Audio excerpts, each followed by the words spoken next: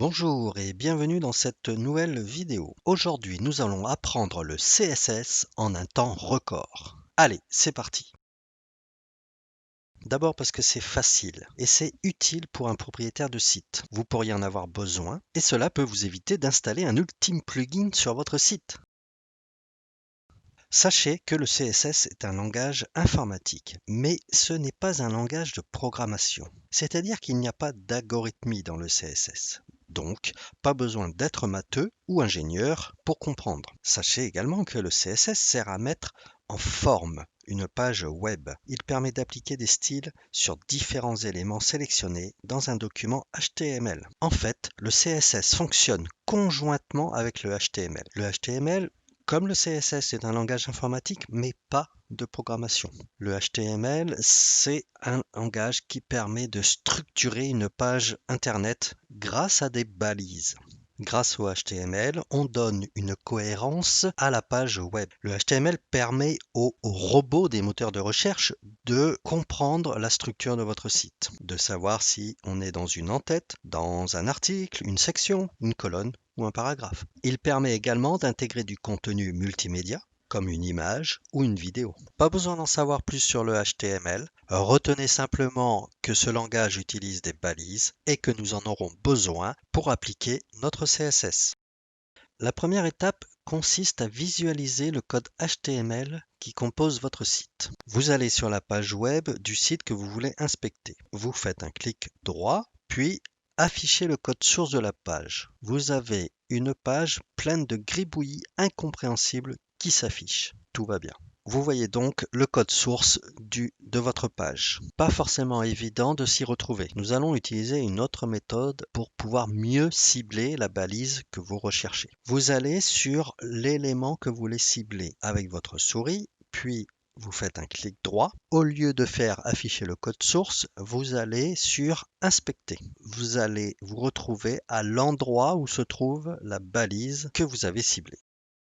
Le CSS s'écrit dans un fichier qui porte une extension .css. Si vous êtes dans un projet que vous avez créé vous-même, vous allez dans le répertoire de votre site et vous créez votre fichier style.css que vous pouvez éventuellement mettre dans un répertoire CSS pour vous y retrouver, pour mieux organiser votre site. Dans un projet WordPress, vous avez deux endroits où vous pouvez ajouter votre code CSS.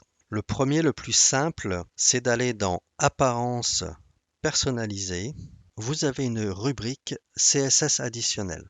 Quel que soit le thème que vous utilisez, vous devez trouver cette rubrique CSS additionnel. À cet endroit-là, vous pouvez ajouter votre code CSS. Le deuxième endroit où on peut ajouter du code CSS, c'est dans Apparence éditeur de thème. Là, en fait, vous allez avoir la liste des fichiers qui composent votre site.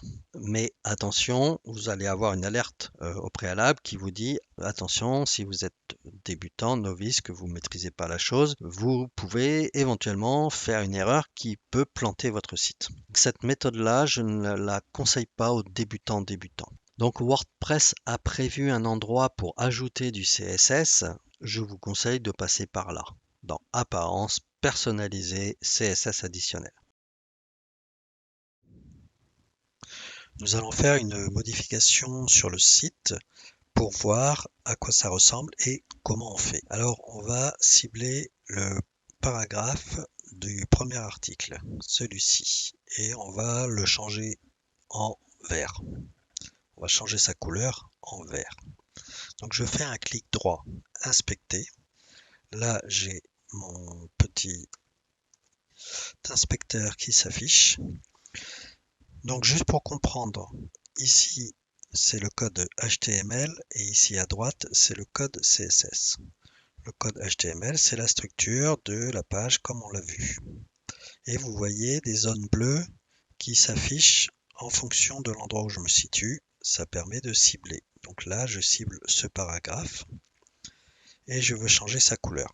Alors, je vais le faire ici directement. On va faire color, j'ai dit vert, on va taper green, voilà. Et vous voyez la couleur qui s'est changée en vert.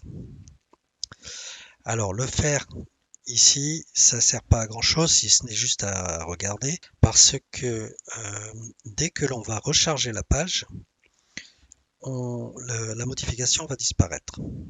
Je recharge la page, vous voyez, la modification n'y est plus. Alors, on va modifier ça dans le fichier CSS.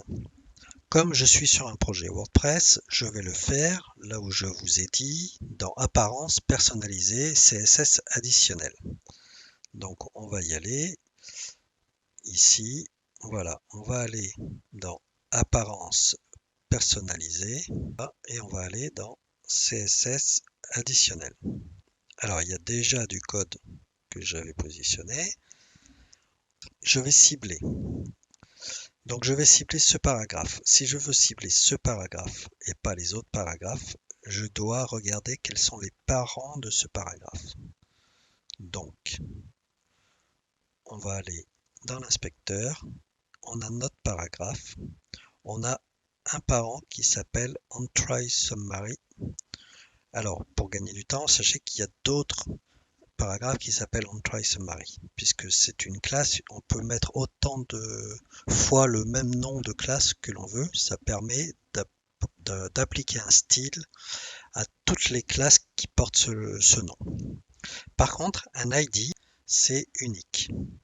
Alors le main contient tout le site. Par contre, l'article, l'ID post 8 correspond bien à mon article là que je veux modifier.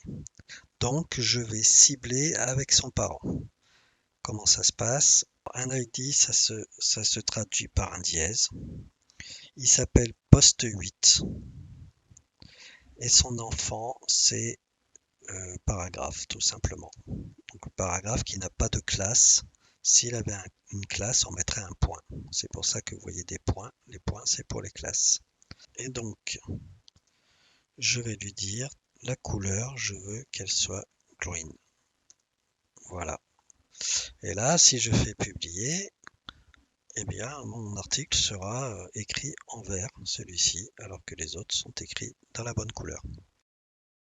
Je ne peux que vous conseiller d'aller lire des informations sur les balises HTML, savoir un petit peu toutes les balises qui existent. Il n'y a pas besoin de les apprendre par cœur, tout comme apprendre les termes utilisés en CSS. Là non plus, il n'y a pas besoin de les apprendre par cœur. Vous les retrouverez tout le temps sur le net de façon simple. Et si vous faites des recherches, par exemple, vous commencez votre recherche en tapant CSS et après vous marquez ce que vous voulez, par exemple, changer la couleur, et vous allez tomber forcément sur des informations qui vous seront utiles. Je vous remercie pour votre fidélité et je vous retrouve prochainement dans une nouvelle vidéo. En attendant, digitez bien.